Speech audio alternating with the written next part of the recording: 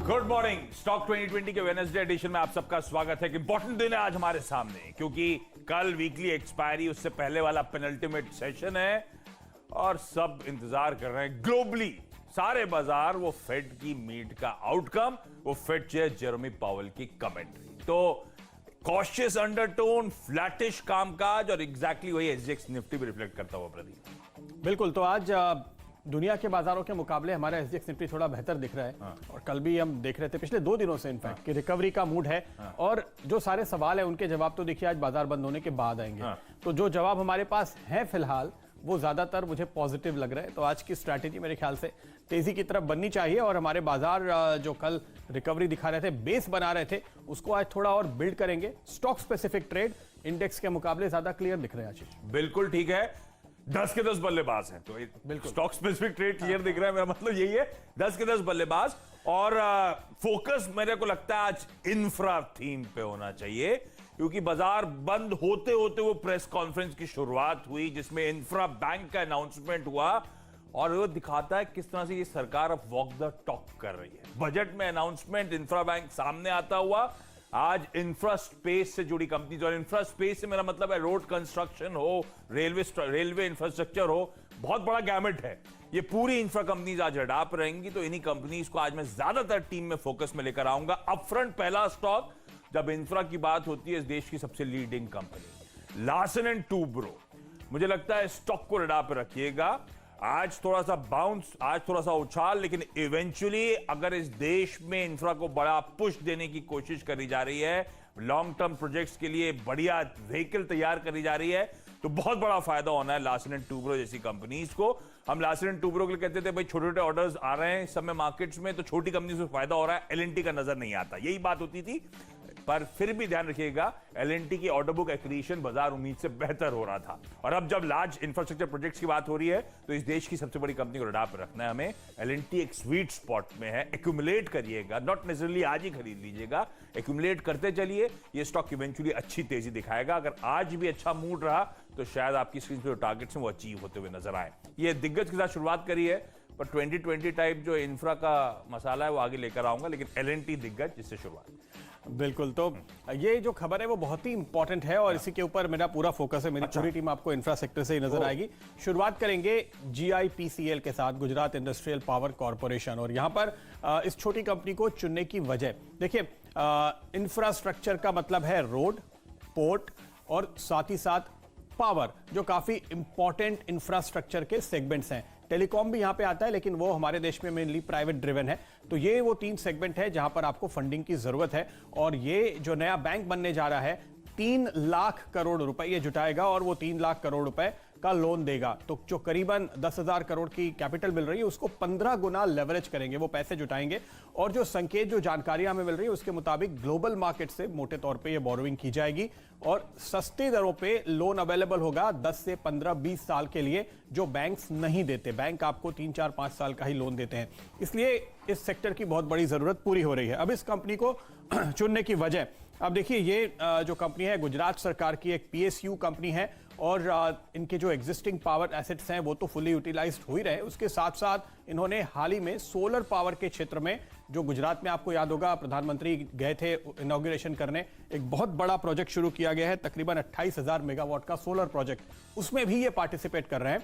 और ये एक ऐसा सेगमेंट है जिसमें दुनिया भर में बहुत सारी पूंजी अवेलेबल है।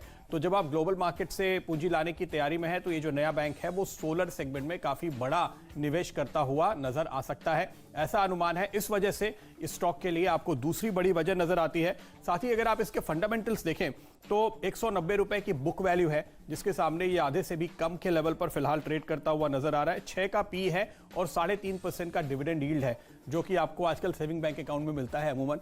उतना पैसा तो ये आपको डिविडेंड के तौर पे देती है। और हाँ, पिछले दिनों गुजरात सरकार की एक कमेटी बनी थी जिसने डिसइन्वेस्टमेंट की एक लिस्ट बनाई थी। तो डिसइन्वेस्टमेंट का जो अनुमान लगाया जा रहा है वो ये है कि शायद कुछ बड़े टाइप्स हो सकते हैं खास वेंचर्स के लिए प्राइवेट सेक्टर के साथ इन सरकारी कंपनियों की ओर से, जो गुजरात सरकार के PSUs हैं। इस वजह से GIPCL को आज ओपनिंग बैट्समैन के तौर पे चुना है, इस मूड और माहौल को देखते हुए। आशीष, ओके, क्विकली आगे बढ़ रहा हूं, बाद में infra stock space of the day होने वाली है। वैसे वेदांता को रडार पर रखिएगा। वेदांता में खबरें इसीलिए मेंशन कर रहा हूं, कल बाजार बंद होने के बाद बल्कि देर शाम खबर आई कि वेदांता पीएलसी जो ओपन ऑफर का प्राइस था फाइनली बढ़ा रही है। 235 रुपए पर शेयर का ऑफर आया है। पिछली बार था 160 रुपए का 10% इक्विटी खरीदने के लिए, इस बार आ गया है 235 पर, जो कि कल की क्लोजिंग से 4% का प्रीमियम और 17.5% इक्विटी खरीदना चाहते हैं अब ये। तो जो स्ट्रीट मान रहा था कि इवेंचुअली भाव बढ़ेगा, वो बढ़ता हुआ नजर आ रहा है। मुझे लगता है कन्विक्शन और बढ़ेगा वेदांता के स्टॉक को लेकर। कल भी ये ओपनिंग लाइनअप में दूसरे पायदान पे खड़ा हुआ था टीम में, क्योंकि लग रहा था इसमें स्ट्रेंथ है, और आज देखिए खबर भी आती हुई, तो इसीलिए दूसरे पायदान पे फिर से जगह दे रहा हूं। वेदांता खरीदना है 236 तक के टारगेट्स के लिए। वेदांता रिसोर्सेज दरअसल 55% से स्टेक बढ़ाकर 73% ले जाना चाहती है। धनी सर्विसेज को डाप रखिएगा। कल आपने अगर स्क्रीन को वॉच आउट कराओ तो 10-12% का अपमूव इस धनी सर्विसेज के स्टॉक में आया था। दरअसल कल हुआ क्या, प्रमोटर समीर गहलोत साहब ने 27 लाख शेयर्स धनी सर्विसेज के खरीद डाले। कल के अपमूव के बावजूद ध्यान रखें स्टॉक के हाईज ईयर के ऑलमोस्ट 400 रुपए के, 396 के, कहीं नीचे वहां से ट्रेड कर रहा है। अभी भी अट्रैक्टिव, मुझे लगता है अच्छा अपमूव ये स्टॉक डिलीवर करता हुआ नजर आएगा। ऑटोलाइन इंडस्ट्रीज को डाप रखिएगा। बोर्ड ने मंजूरी दे दी है फंड रेजिंग की। 28 करोड़ रुपए छोटी कंपनी मोबिलाइज कर रही है। 70 लाख शेयर जारी करेगी 40 रुपए के भाव पे, कल की क्लोजिंग से प्रीमियम पे। और इसमें जो नाम है उसमें सबसे इंपॉर्टेंट तो उत्पल सेठ साहब है। अब उत्पल सेठ साहब हालांकि क्लैरिफाई नहीं करा, लेकिन बट ऑब्वियस है रारे एंटरप्राइजेस के जो सीईओ साहब हैं, ताकि झुंझुनवाला कंपनी के, उन्होंने लगाया है 22.5 लाख शेयर्स उनको अलॉट किए जा रहे हैं प्रीमियम पे। प्रमोटर्स खुद यहां पे और भी 22.5 लाख शेयर, प्रमोटर्स खुद भी यहां पे 45 रुपए के भाव पे। तो प्रेफरेंशियल अलॉटमेंट हुआ है बाकियों को 40 पे, प्रमोटर्स को वारंट जारी कर गए 45 पे। ऑटोलाइन इंडस्ट्री को डाप रखना है, अच्छे तगड़े अपमूव्स की तैयारी। ओरिएंट इलेक्ट्रिक प्रमोटर एंटिटी है शेखावती इन्वेस्टमेंट, ये स्टॉक रहने की तेजी दिखा रहा है। ओरिएंट इलेक्ट्रिक है ना, वो पंखे गर्मी पर, यहां पे दरअसल प्रमोटर्स की बाइंग चल रही है। 85,000 शेयर्स प्रमोटर्स ने कल खुले बाजार से खरीदे हैं। इसीलिए इस तरह की कंपनीज मैंने शुरुआत करी थी लार्सन एंड टूब्रो से, वेदांता, धनी सर्विसेज, ऑटोलाइन और ओरिएंट इलेक्ट्रिक, ये तमाम कंपनीज में खरीदारी करने के कौन। बिल्कुल, तो ये फिलहाल आपके लिए सामने आता हुआ। अच्छा, मैं जरा देखता हूं अगले स्टॉक्स, लेकिन जीआईपीसीएल का टारगेट मुझे लगता है जो हमने दिया है वो थोड़ा सा कंजर्वेटिव है, क्योंकि आमतौर पे किसी भी बाजार में अच्छी तेजी दिखाता है और आज तो मूड और माहौल भी है, तो उसको मेरे ख्याल से डायरेक्टर साहब बढ़ा के आप 90 पे लाइएगा। लेकिन अगला स्टॉक जिस पे मेरी नजर है वो भी पावर सेक्टर से ही है, और ये स्टॉक है आपके सामने अपार इंडस्ट्रीज का। यहाँ पे एक इंटरेस्टिंग बात ये हमने देखी है कि जब भी इंफ्रास्ट्रक्चर में पैसे आते हैं तो जो लोग इंफ्रास्ट्रक्चर प्रोजेक्ट बनाते हैं उसके मुकाबले जो उनके सप्लायर होते हैं उनको बड़ा अच्छा मुनाफा होता है, और ये ऐसे भी अच्छा परफॉर्म करते हुए नजर आई है। इनफैक्ट दिसंबर में इनका हाईएस्ट एवर क्वार्टरली प्रॉफिट आया था, और अब अगर इस क्षेत्र में निवेश बढ़ रहा है तो जाहिर है कि एक और बूस्टर होगा।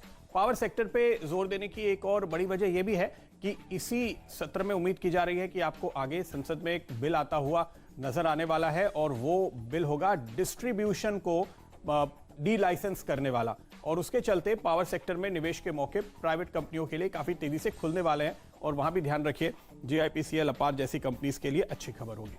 अगला जो बेनिफिशियरी सेगमेंट है वो है रोड का, और रोड सेक्टर पे काफी अच्छा एलोकेशन होगा इस नए फंड से, इस नए बैंक से, ऐसी उम्मीद की जा रही है। एनसीसी के साथ यहाँ पे शुरुआत करेंगे, और उसके बाद जो यूजुअल सस्पेक्ट है अशोका बिल्डकॉन और दिलीप बिल्डकॉन, उनको मैंने टीम में शामिल किया है।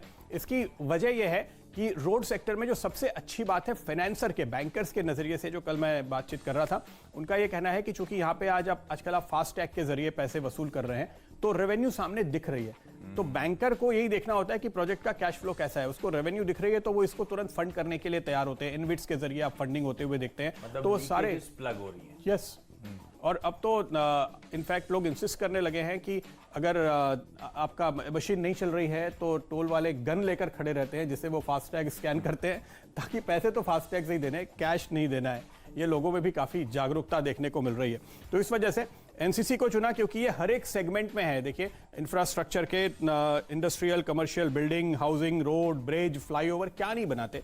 और इसमें सबसे इंटरेस्टिंग बात, एनसीसी डायरेक्टर साहब पहले लेकर आएगा, उसके बारे में बात पूरी करते हैं। इसकी बुक वैल्यू 81 रुपए पे आएगी, और अगर आप देखेंगे तो बुक वैल्यू के आसपास चल रहा है। 10% एफआईज हैं, 11% डीआईआईज हैं, और 13% राकेश झुनझुनवाला है। तो इतने मार्के इन्वेस्टर्स के पसंदीदा ये कंपनी है, जाहिर है इंफ्रास्ट्रक्चर सेक्टर में इसको पूरा फायदा होगा।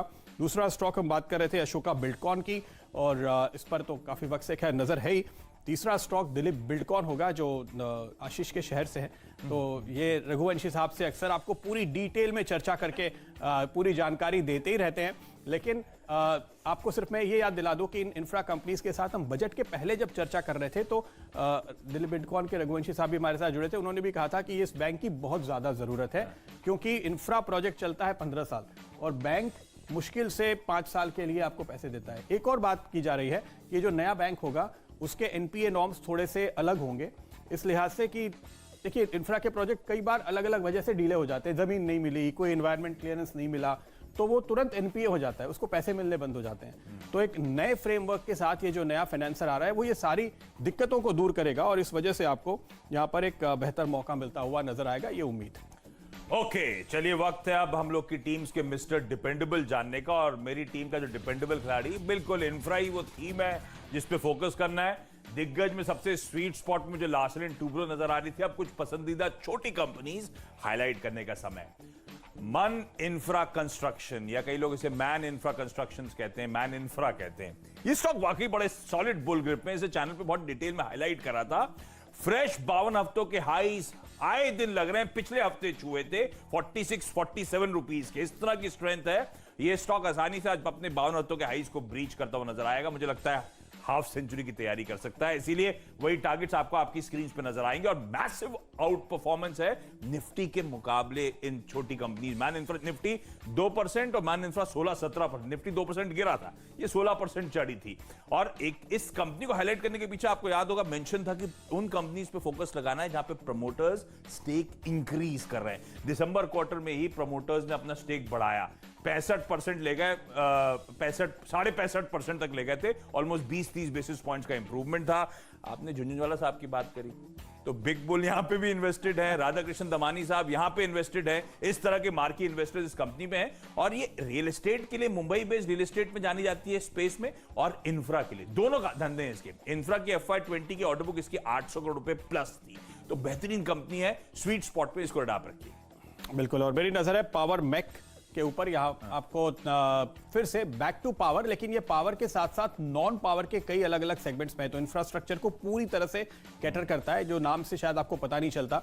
इस स्टॉक को डिपेंडेबल के तौर पे चुनने की वजह कि जब मैं सारे इंफ्रा स्टॉक्स देख रहा था उनके बीच में मुझे ये स्टॉक नजर आया जो अभी भी अपनी बुक वैल्यू से नीचे ट्रेड करता हुआ नजर आ रहा है। लेकिन ज्यादा इंटरेस्टिंग है इसका कवरेज। ये steel companies, oil and gas companies, cement companies, इन सबके लिए ये उनके प्लांट्स का मेंटेनेंस का काम करते हैं।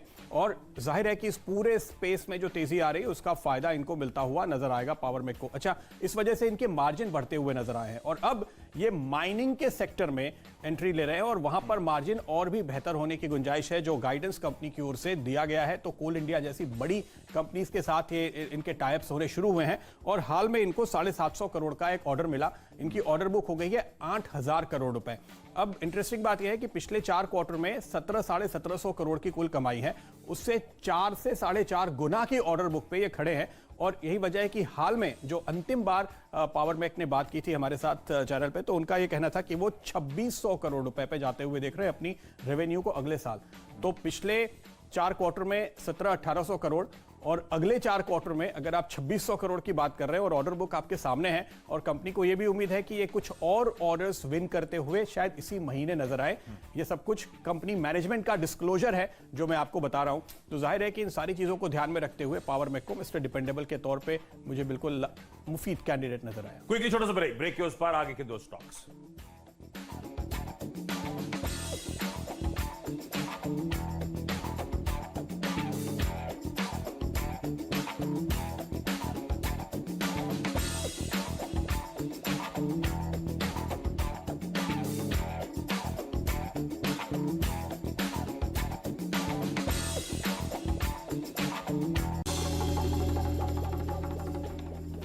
स्वागत है आपका एक बार फिर। अपनी टीम के 6 स्टॉक्स हम आपको बता चुके हैं और अब बारी है आपको आखिर के पिंच हिटर तगड़ी कमाई करने वाले स्टॉक्स की तरफ बढ़ने की और जहां पर आपको अच्छी खबरें भी आती हुई दिख रही हैं।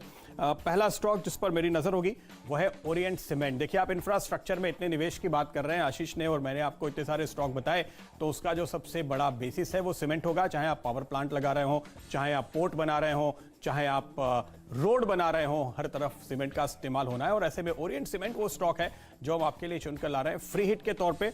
और इसको चुनने की वजह साफ तौर पे यह है कि ये भी राकेश झुनझुनवाला की शेयर होल्डिंग वाला स्टॉक है।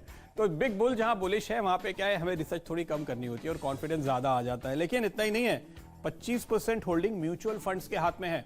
तो देश के दिग्गज फंड मैनेजर्स इस पे बुलिश हैं। HDFC mutual fund, Nippon mutual fund, ये बहुत सारे फंड्स हैं जिनकी यहाँ पे शेयर होल्डिंग है। इस वजह से ओरिएंट सीमेंट को मैंने चुना है। और अगला स्टॉक इसी फेरिस में होगा BEML। दिग्गज है हालांकि, लेकिन यहाँ पर एक अच्छी खबर आती हुई आपके लिए कि इनको ऑर्डर मिला है $23 मिलियन का कैमरून, बांग्लादेश और अलग अलग देशों से। तो ये पहली बात कि फॉरेन से ऑर्डर मिल रहा है। दूसरी बात कि डिसइन्वेस्टमेंट की खबर के चलते जो तेजी आई थी उसके बाद ये थोड़ा कंसोलिडेट हुआ और अब आपको ये अच्छी खबर आती हुई नजर आ रही है। तो जाहिर है कि ऐसे भी एक स्ट्रॉन्ग अप ट्रेंड में ये स्टॉक था और इसको कोई भी जो अच्छी खबर आती है वो और ज्यादा अट्रैक्टिव बना देती है। क्योंकि पिछली बार हमने ये बात साफ की थी कि इसमें बहुत ही ज्यादा तगड़ा इंटरेस्ट देखने को मिल रहा है बिडर्स का, जिसके लिए तारीखें बढ़ाई गई थी। अब देखिए वो भी नजदीक आ रही है, तो शायद अगले हफ्ते आपको यहाँ पे कुछ लिफाफे खुलते हुए नजर आए, जिसके बाद अंदाजा लगेगा कि BEML अब किसके हाथ लगने वाले। तो कहा जा रहा है मेक इन इंडिया को बड़ा पुश, ये जो ऑर्डर विदेश में मिला है इस कंपनी को। अच्छा, अब सेकंड हाफ में पहले स्टॉक्स अलग अलग थे, अब सेकंड हाफ में पूरी वो इंफ्रा रिलेटेड थीम पे ही फोकस, क्योंकि बड़ा अनाउंसमेंट और आज शायद ये पूरी पॉकेट दरअसल अच्छा आउट परफॉर्मेंस दिखाए। तो दो कंपनीज जो कई बार मेंशन करता रहता हूं, एक तो उसमें है Texmaco infra, Texmaco infrastructure and holdings, दरअसल टेक्स इंफ्रा के नाम से कई लोग इसे जानते हैं, बिरला ग्रुप की कंपनी। अब मुझे लगता है अच्छा अप मूव दिखाएगी। एक तो ये स्टॉक में आप इन सब कंपनीज में आप देखेंगे ऑफ लेट प्रमोटर्स की बाइंग होती हुई। तो अगला स्टॉक जो है टेक्समैको रेल, वो भी स्क्रीन पे आता रहेगा। पहले टेक्समैको इंफ्रा की बात कर लेता हूं। ऑलमोस्ट एक डेट फ्री एंटिटी, ये कंपनी दरअसल एक हाइडल प्लांट चलाती है जो प्रदीप पावर की बात कर रहे हैं, और ये कंपनी दिल्ली, कोलकाता जैसे मार्केट्स में अब रियल एस्टेट फोरे कर चुकी है। बड़ा स्वीट स्पॉट पे, मुझे लगता है अच्छा massive out performance stock eventually दिखाएगा। आज के जो टारगेट्स हैं वो आपकी स्क्रीन पर लगता है ये अगर मोमेंटम पकड़ा, क्योंकि बहुत दिनों से ग्रुप कंसोलिडेट कर रहा है, ये स्टॉक शायद 3 डिजिट की तैयारी करे, पर लेट्स सी। अभी तो आज के टारगेट्स आपकी स्क्रीन पर हैं।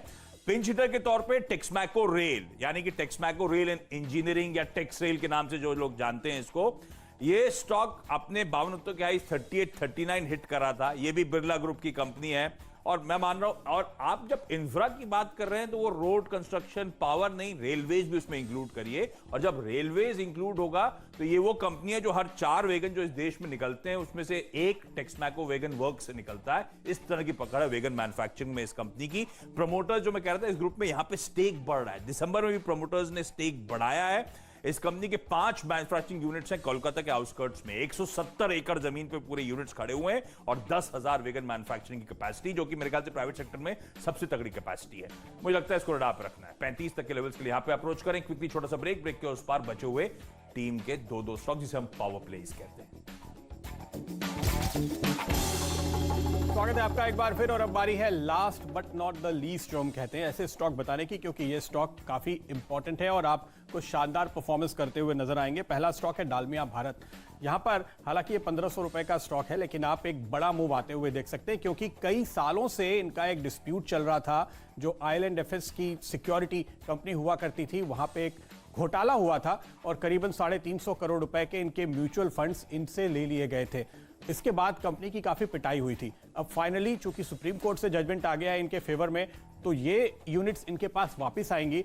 इनके सालाना मुनाफे से बड़ी रकम है ये, और हमारे पास जो आंकड़ा है वो अनुमानित है। कंपनी उस पर और साफ तौर पे अगर सफाई देगी कि अभी करंट वैल्यू क्या है, जो बेहतरी होनी चाहिए, तो उसका इंपैक्ट आप आते हुए देखेंगे।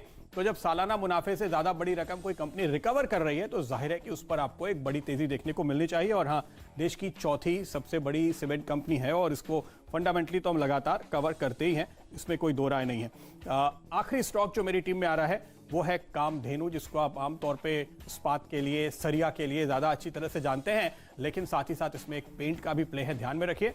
और मैनेजमेंट ने कुछ एक एनालिस्ट के साथ हाल ही में जो बातचीत की थी, उनका ये कहना है कि एक इंफ्रा प्ले के तौर पे तो आप इस स्टॉक को देख ही रहे हैं, साथ ही साथ इनका जो पेंट का कारोबार है उसको आगे चल के कंपनी अलग करने की तैयारी में है और वहां पर बेहतर मार्जिन के साथ एक बड़ा बिजनेस बिल्ड होता हुआ नजर आ रहा है। आपको अंदाजा है कि इस समय जब से एबी बिरला ग्रुप ने भी कहा है कि वो पेंट के कारोबार में बड़ा निवेश कर रहे हैं, तो इस सेक्टर की री रेटिंग हो रही है और इसी वजह से इस स्टॉक में भी हमने एक री रेटिंग की शुरुआत होते हुए देखी थी। तो आज आप इंफ्रास्ट्रक्चर बनाएंगे, उसको उसके अंदर स्टील भी लगाएंगे और उसको पेंट भी करेंगे। बिल्कुल ठीक। तो टेक्समैको इंफ्रा, टेक्समैको रेल की मैंने बात करी थी, तो बट ऑब्वियस था टीटागढ़ वैगन्स को रडार पे लेकर आऊं। टीटागढ़ वैगन्स क्योंकि पहले हम वैगन्स नाम में ही हैं, तो रेलवे इसके लिए काम, वैगन मैन्युफैक्चरिंग। पर मैं इस कंपनी को बार बार हाईलाइट करता हूं कि इसने अपने बिजनेस को बहुत smartly over the years D risk करा है। तो अब वो शिपिंग में है, तो अब वो डिफेंस के लिए वो बेली ब्रिजेस तो बनाती थी और लाइसेंसेस एक्वायर कर लिए। इसने इटली और फ्रांस में कंपनीज को एक्वायर करा था और उसके बाद इसने अर्बन ट्रांसपोर्ट, अर्बन इंफ्रा पे फोकस करा, यानी कि मेट्रो वर्क्स पे पूना मेट्रो का ऑर्डर जीता इस कंपनी ने। उस प्रोजेक्ट को इस समय एग्जीक्यूट कर रही है, तो बहुत beautifully over the years diversify करा। कोर धंधा अभी भी वैगन मैन्युफैक्चरिंग का है और बाकी ये सारे धंधे अब लगता है बड़े स्वीट स्पॉट में। इसीलिए इंफ्रा की बात हो तो टीटागढ़ वैगन्स को जरूर रडार पे रखना चाहिए। 55 तक के टारगेट्स के लिए यहां पे अप्रोच करिए और लास्ट में एक और इंफ्रा कंपनी, पर इस पे न्यूज का तड़का भी डाल दिया है, एचजी इंफ्रा इंजीनियरिंग। तो इंफ्रा तो है ही है और कल इस कंपनी ने घोषणा करी बाजार बंद होने के बाद कि एनएचएआई के एक सेक्शन ऑफ ऑर्डर के लिए L1 बिडर बन के आए हैं। 772 करोड़ रुपीस का ऑर्डर मिला है। 330 के साल के आइस से करेक्ट होकर 280 पे कामकाज करता हुआ बड़ा ऑर्डर। मुझे लगता है स्टॉक में भी अच्छी तेजी होगी। 10 के 10 जो कॉन्स्टिट्यूएंट्स है टीम के, प्रदीप आपकी स्क्रीन पर आएंगे, सब बल्लेबाज। और मेरी पसंद के ढेर सारे स्टॉक्स हैं, तो इनके बीच से चुनना मेरे लिए थोड़ा सा मुश्किल है, लेकिन मेरा ख्याल है एक नया स्टॉक चुनते हैं। वो है धनी सर्विसेज, क्योंकि इसके धनी नहीं खरीदारी की है, तो मारवाड़ी में मालिक को धनी कहते हैं। तो गहलोत साहब जो इसके मालिक है, प्रमोटर है और इस समय वो इंडिया बुल से अलग होकर पूरी तरह से इसी कंपनी पे फोकस कर रहे हैं, तो ये कैप्टन चॉइस होगा। मेरी टीम भी आपकी स्क्रीन पर लेकर आते हैं, सारे के सारे इंफ्रा पे फोकस रखने वाले शेयर्स आपके सामने। आशीष क्या चुनेंगे? कई सारे स्टॉक्स लिखे इसमें BEML, प्रदीप, क्योंकि इंफ्रा की बात करी हमने और इसमें एक न्यूज का तड़का भी है। वो मेक इन इंडिया को बड़ा पुश जो कैमरून और बांग्लादेश से ऑर्डर मिला है, मुझे लगता है थम्स अप है। और वो स्ट्रैटेजिक डिसइन्वेस्टमेंट आप जो कह ही रहे हैं, समय सीमा समाप्त होने वाली, तो इंटरेस्ट और बढ़ेगा। मुझे लगता है ये स्टॉक रडार पे रखना है। बिल्कुल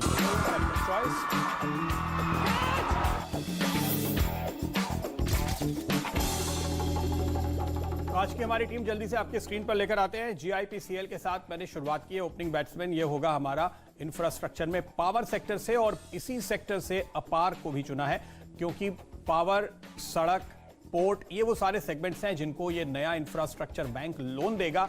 3 लाख करोड़ रुपए इस सेक्टर में फ्लो होने वाले हैं और उसका फायदा मिलता हुआ नजर आएगा इन कंपनीज को। साथ ही साथ रोड और डाइवर्सिफाइड इंफ्रास्ट्रक्चर में निवेश करने वाली NCC जैसी कंपनी पे नजर होगी, जहां पे फंड्स की, बड़े निवेशकों की काफी नजर रहती है और उनकी बड़ी शेयर होल्डिंग है। अशोका बिल्डकॉन और दिलीप बिल्डकॉन को भी इसी थीम पर हमने टीम में शामिल किया है। और पावर सेक्टर से, और एक बल्कि डाइवर्सिफाइड आप कह सकते हैं कंपनी है पावर मैक, जिसको डिपेंडेबल के तौर पे मैंने चुना है क्योंकि ये माइनिंग के लिए भी काम कर रही है, सीमेंट के लिए भी काम कर रही है, ऑयल के लिए भी काम कर रही है, और इसको देखते हुए यहाँ पर एक डाइवर्सिफाइड प्ले बनता है जो डिपेंडेबल होगा आपके लिए। ओरिएंट सीमेंट, क्योंकि इंफ्रास्ट्रक्चर में सीमेंट का इस्तेमाल तो होना ही है, और BEML क्योंकि इनको मिला है विदेश से ऑर्डर और उम्मीद की जा रही है कि जल्द ही हमें अंदाजा लगेगा कि BEML के लिए कितनी बिड्स आ रही हैं, किन बिडर्स की ओर से। इसी महीने के आखिर तक तस्वीर साफ होने की उम्मीद, तो उस पर भी आपकी नजर होगी। डालमिया भारत को एक बहुत बड़ी कामयाबी हासिल हुई है। कई साल से डिस्प्यूट चल रहा था, करीब 350 करोड़ रुपए का जो म्यूचुअल फंड्स इनके हाथ से निकल गए थे वो वापस मिल रहे हैं, और आखिर में नजर है कामधेनु पे, क्योंकि इंफ्रास्ट्रक्चर में स्टील और दूसरे तमाम इंग्रेडिएंट्स का भी इस्तेमाल होता है। तो वो सारी सप्लायर्स इंफ्रास्ट्रक्चर के मोटे तौर पे आपको टीम में नजर आएंगे और इंफ्रास्ट्रक्चर बनाने वाली कंपनियां भी। चलिए मेरी 10 की टीम आप लोग की स्क्रीन पर। इंफ्रा आज थीम हो सकती है, सबसे दिग्गज कंपनी लार्सन एंड टूब्रो के साथ शुरुआत।